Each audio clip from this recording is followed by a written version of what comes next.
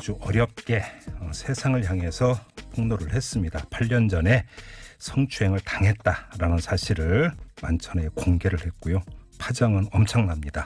검찰은 오늘 진상조사단을 출범을 시켰고 낱낱이 조사하겠다는 입장을 밝히고는 있습니다만 여러 가지 또 잡음도 들리고 있습니다. 자, 지금부터 이 문제 자세히 알아볼 텐데요. 서지영 검사의 법률 대리인이죠. 김재련 변호사 연결해서 입장 들어보겠습니다. 여보세요. 네, 안녕하세요. 예, 안녕하세요, 변호사님. 네. 일단 가장 궁금한 게 요 며칠 이 서지영 네. 검사 어떻게 지내시는지가 궁금한데 많이 힘들어하시나요? 어떤가요? 사실은 그 용기를 내서 많은 대중들에게 본인의 피해 사실을 얘기했는데요. 네. 그 후에 그 언급한 내용에 대해서 조사가 절차대로 이루어지고 우리 국민들은 좀 지켜보고 이러면 좋은데 네. 여러 가지 검찰 내부에서 나오고 있는 이야기들이 있어서 또 언론에서는 그 부분에 대한 사실관계 확인을 요청하고 하니까 예. 그런 부분에 대해서 확인해주기 위해서는 본인이 듣고 기억해내고 해야 하니까 네. 사실은 좀 곤혹스러운 그런 입장입니다. 관련해서 오늘 그 변호사님께서 이제 그 대신 입장을 2차 입장을 냈는데 네. 업무 능력에 대한 부정적 소문이 확산되고 있는 거에 대한 입장 이렇게 지금 돼 네. 있는데 이게 무슨 이야기예요? 지금 서 검사가 여기 그 언론에 인터뷰를 하고 검찰의 문제점에 대해 지적한 것에 대해서 예. 저희가 알고 있기로는 검찰 내부에서는 업무 능력이 부족한 서 검사가 통령지청으로 간 것이고 근데 서 검사가 거기에 대해서 인사상의 불만을 품고 네. 이런 문제 제기를 외부에 가서 하는 것이다. 그리고 구체적으로 서 검사가 업무 능력이 이렇게 떨어진다. 네. 그런 이야기들이 여기저기서 떠돌아다니는 것 같아요. 검찰 조직 안에서 그것도 네. 그리고 검찰 조직 안에 있는 분들이 또 언론에 계신 분들하고 이야기를 할 때 그런 네. 얘기를 하시고 예. 기자분들은 저희한테 이런 얘기를 내부에 있는 사람한테 들었는데 어떻게 생각하느냐 반박을 해라 해명을 해봐라 예. 라고 하시니까 저희는 사실 언론을 통해서 검찰 내부에서 어떤 이야기가 돌고 있는지에 대한 거를 간접적으로 확인을 한 것이고요. 예. 대리인 입장에서 봤을 때는 굉장히 우려스러운 부분입니다. 가장 우려하는 점이 어떤 점입니까, 변호사님? 모든 조직에서 어떤 사람에 대해서 다양한 의견, 다양한 평가가 존재할 수 있는데요. 네. 이 사건의 본질을 놓쳐서는 안 되는 거거든요. 네. 서 검사는 성폭력 피해를 입었고 그 피해에 대해서 사과를 받으려 하고 호소를 한 이후에 인사상 불이익을 받았다라는 게 이 사건의 본질인 거거든요. 그렇죠. 그런데 네. 업무 능력이 떨어진다, 몇 시가 되면 퇴근한다 이런 식으로 이야기를 하는데 그분들 주장이 다 사실이라고 했을 때 그러면 업무 능력이 떨어지는 사람은 네. 누구로부터도 막 성추행 당해도 아무 문제 제기도 못한다는 것이냐. 업무상 능력이 떨어지는 사람은 이런 성추행 피해를 입은 다음에 인사상 불이익에 대해서 문제 제기도 못하는 것이냐. 네네. 그건 아니잖아요. 그렇죠. 그런데 그분들이 주장하는 게 그러면 사실에는 근거한 것인지 그것 또한 저희가 봤을 때에는 사실에 근거하지 않은 이야기들로 보여지거든요. 네네. 왜냐하면 서 검사의 업무상 능력에 대해서 지금 우리가 신뢰할 수 있는 것은 객관적인 그간의 서 검사가 검사로 있으면서 어떤 경력을 가지고 있고 어떤 포상을 했는지 그 부분이거든요. 지금 변호사님이 오늘 발표한 그 보도자료를 네. 제가 지금 보고 있는데 뭐 표창 사례도 엄청 많고 우수 사례로 선정되고 또 그렇습니다. 줄줄이던데 보니까. 네.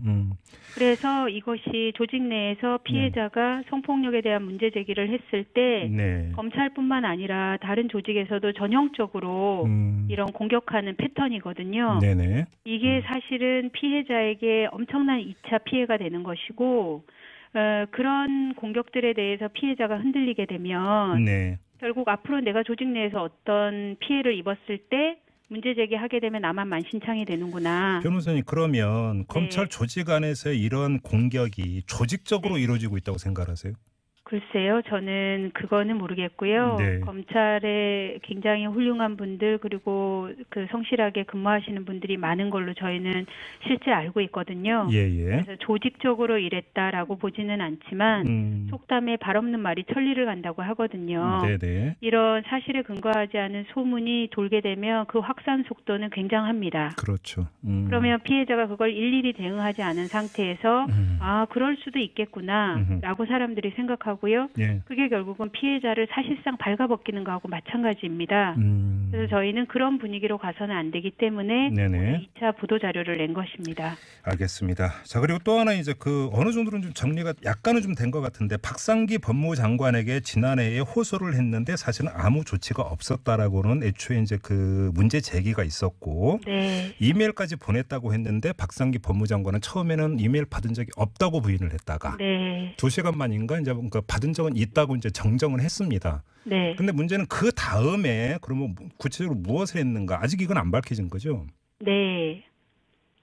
저희로서는 저희가 요청했던 부분에 대해서 반영이 되지 않았기 때문에 예. 받아들여지지 않았다라고 보는 거고요. 예. 이거 관련해서 하나 말씀드리고 싶은 게 있는데 네네. 지금 뭐 그 박상기 법무장관에 대한 기사나 이런 데에도 보면 댓글에서 네. 왜 가해 당사자가 아닌 장관을 공격하냐 네네. 이런 이야기가 나오던데요. 서 검사가 장관님을 공격한 게 전혀 아니고요. 네. 장관님께 이 메일을 보낸 것을 저희가 언급을 했던 이유가 있습니다. 네네. 검찰 내부에서 서 검사가 인터뷰를 하고 나니까 검찰 내부의 문제를 내부에서 해결하지 않고 왜 현직 검사가 외부에 가서 인터뷰를 했느냐. 그래서 아니다. 우리가 바로 외부에 가서 얘기를 한 게 아니고 예. 내부에서 이런 요청을 했는데 제대로 되지 않았기 때문에 예. 이런 그 인터뷰를 할 수밖에 없었던 것이다. 예. 그러면 내부에 어떤 절차를 밟았냐. 그래서 이런 사실이 있기 때문에 그 얘기를 한 거고요. 네네. 장관님이 거기에 대해서 오전에 답변하신 것은 어떤 이유에서 그렇게 말씀하신 것인지는 모르겠지만 오후에 네. 바로 잡아줘서 다행입니다. 그런데 이제 그 궁금한 건 그래서 이 이메일을 본 박상기 장관이 법무부 인사에게 만나서 이야기를 해봐라 어떤 이야기인지 파악해보라라고 네. 지시까지 내렸다라는 것 아닙니까? 그렇게 저희는 답 메일을 받았습니다. 근데 그 뒤에가 지금 그 다음에 아무런 조치가 없었던 거잖아요. 그 후에 장관님이 말씀하신 분을 네. 서 검사가 만나서 네. 피해에 대한 고충을 좀 더 상세히 얘기를 했고요. 만난 것까지는 그러니까 만났고요. 사검사가 그러면 네, 혹시 11월 8일에 그러면 만났습니다. 그 법무부 인사가 그 어떤 사람인지 좀 더 구체적으로 밝혀줄 수는 있습니까? 언론에도 나오는 것 같은데요. 네. 법무부 검찰과장님으로 알고 있습니다. 검찰 과장이 네. 그 서지현 검사하고 직접 만나서 도대체 무슨 네. 일이 있었는지 이야기를 다 들었다라는 거잖아요. 네. 그리고 감감무소식이고요. 그 뒤에 그 후에 어떤 조치도 내려진 게 없으니까요. 예. 네. 서검사 입장에서는 음. 적극적 조치가 없었기 때문에 아무 조치가 없었다라고 판단할 수밖에 없습니다. 그래서 결국은 이제 언론 인터뷰를 통해서 이걸 이제 세상에 네. 공개할 수밖에 없었다 이런 거잖아요. 네, 네. 이야기가. 예, 혹시 그러면 그 뒤에 어떤 것이 있었는지 법무부로부터 서지현 검사가 언론 인터뷰 뒤에라도 네. 설명도 안 해줬습니까? 법무부에서? 서 검사가 인터뷰를 한 후에 예. 법무부 또는 검찰로부터 연락을 받아서 통화를 한 적은 있는 걸로 알고 있는데요. 네네. 제가 그런 내용에 대해서는 파악을 하지 못했습니다. 아 그래요? 그럼 이건 네. 좀 더 알아봐야 되는 사안으로 네. 이렇게 좀 남겨놓고요. 네. 자 오늘 그 조희진 서울 동부지검장을 단장으로 하는 진상조사단이 이제 출범을 했는데요. 네. 근데 일단 이전부터 해줘. 오늘 한 조간이 조희진 검사장이 사실은 그때 이 이야기를 듣고 안택은 이 사람이랑 못 건드리다라는 취지의 주장을 한 것으로 이렇게 보도를 했는데 네. 변호사님이나 서지현 검사는 이 문제에 대해서 어떻게 알고 계세요? 서 검사가 이 문제에 대해서 조희진 검사장님께 네. 피해 호소를 한 적은 없는 걸로 저는 알고 있거든요. 아 그래요? 네, 네. 그러면 뭐 안택은 이 사람 못 건드린다라는 그런 뭐 답변도 나올 여지도 없었다 이렇게 봐야 서 되는 거예요? 검사가 경험한 사실은 아닙니다. 아 그래요? 네. 자 그러면 이 진상조사단 왜냐하면 근데 법무검찰개혁위원회나 이런 데에서는 검찰 자체적인 조사단 가지고 과연 되겠느냐 네. 외부 그 위원이 그 들어오는 위원회를 꾸려서 조사를 해야 되는 것 아니냐는 의견을 내놓지 않았습니까? 네. 근데 오늘 출범한 그 진상조사단은 검찰 내부 인사들 검사와 수사관인데 네. 일각에서는 결국은 자기 식구를 대상으로 조사하는 건데 끝까지 가겠느냐에서 물음표를 찍는 시선도 솔직히 있습니다. 변호사님은 어떻게 보세요? 근데 뭐 가해자로 지목된 분들도 검찰의 식구고 네. 문제 제기를 한 서검사도 검찰의 식구거든요. 네네. 식구들 사이에서 발생한 문제에 대해서 제대로 잘 파악을 해서 또 다른 식구들이 피해를 입지 않도록 네. 잘 대책을 세워야 된다고 저는 생각을 하고요. 예. 워낙에 사안이 엄중하기 때문에 예. 거기에 계신 분들이 어떤 구성이 되든지 간에 제대로 잘 조사하고 진행할 거라고 저희는 신뢰하고 있습니다. 아, 신뢰하고 있고. 네. 오늘 출범을 했는데 혹시 서검사 쪽으로 연락이 왔습니까? 이 진상조사단에서? 아직까지는 연락받은 거는 없는 걸로 알고 있습니다. 그래요. 알겠습니다. 그리고 또 하나 지금 그 최교일 당시 검찰국장이죠. 그 네. 당시 이제 이 SNS에 주장하기로 이문정 검사를 상대로 들쑤시말라고 호통한 적도 내 기억으로는 없다고 주장을 했고요. 네. 그다음에 감찰 중단과 관련해서는 서 검사가 문제 제기를 하지 않기로 했다. 네. 이런 주장 계속하고 있는데 이거에 대해서 어떤 게 진실입니까, 변호사님? 몇 차례 말씀을 드리기는 했었는데요. 네. 서 검사는 가해자로부터 사과를 받으면 법적 조치를 취하지 않겠다라고 얘기를 서 검사가 할 수 있는 법적 조치를 취하지 않겠다라고 한 거거든요. 네. 징계를 하고 말고는 서 검사가 할 수 있는 게 아닙니다. 그렇죠. 조직 네. 내에서 상급자가 하급자에 대해서 부적절한 행위, 현행법상 범죄 행위가 되는 행위를 했다라고 하면 네. 조직의 담당자가 그 사실을 알았을 때에는 피해자의 선처 의사가 있을 때 징계를 경하게 할 수는 있을지 몰라도 네. 징계 자체를 덮은 거에 대해서 정당하다라고 합리화할 수는 없을 것 같은데요. 최교일 이제 지금은 자유한국당 의원인데 이런 식으로 하는 것 자체가 명예훼손에 해당될 수 있다라는 주장도 했는데 이건 어떻게 받아들이세요? 주장은 그분이 주장하는 것이고요. 판단은 결국은 법과 절차에 따라서 판단을 하는 것이니까 네네. 네, 그거는 뭐 저희가 판단의 주체가 아니기 때문에 드릴 얘기는 아닌 것 같습니다. 그래요. 알겠습니다. 또 한쪽에서는 법논리를 앞세워서 이 당시 이 사건이 벌어졌을 때는 그러니까 친고죄였고 시효는 1년이었는데 이미 지났고 네. 민사적으로 문제를 제기하는 것도 3년이 지났기 때문에 어렵고 네. 그러니까 법논리를 먼저 앞세우는 시각이 있습니다. 이런 시각, 네. 이런 주장에 대해서는 어떻게 받아들이세요?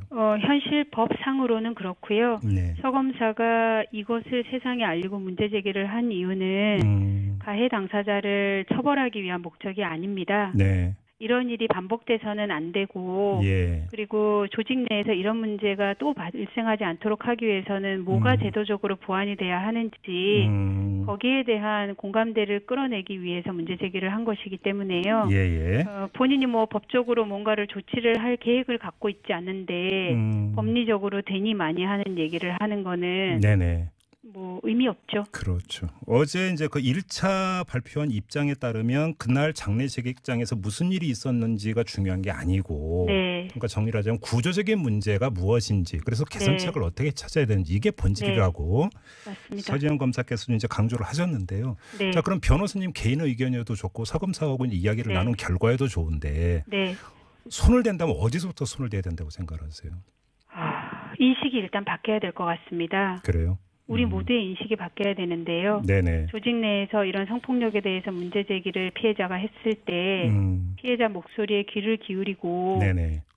사실관계를 밝힌 다음에 적절한 조치를 취하는 게 매뉴얼화되어 있어야 됩니다. 매뉴얼화? 예. 제도화돼 있어야 되고요. 시스템화돼 있어야지 네. 그렇지 않고 이게 사람에 따라서 조사를 할 수도 있고 안 할 수도 있으면 이런 사태는 앞으로도 발생할 수 있습니다. 그래서 이거는 사람의 문제가 아니라 시스템의 문제라고 보기 때문에 검찰 내에서 이런 시스템이 제대로 작동하지 않았기 때문에 여기까지 온 거라고 저희는 보거든요. 그런데 이것은 비단 검찰 내의 문제가 아니라 모든 조직이 공통적으로 안고 있는 문제이기 때문에 이 차제에 각자의 조직에서 이런 성폭력, 직장 내의 성희롱 성폭력에 대해서 어떤 매뉴얼을 가지고 있고 실제 그게 사건이 발생했을 때 제대로 작동하는지 점검을 하고 그런 시스템이 있는데도 피해자가 제대로 도움을 요청하지 못했다라고 하면 그 이유는 무엇 때문인지 조직원들이 가지고 있는 편견, 문제 제기하면 결국은 왕따 당하고 비자발적으로 직장을 이탈당하는 이런 분위기 때문에 즉 피해자가 문제 제기를 한 이후에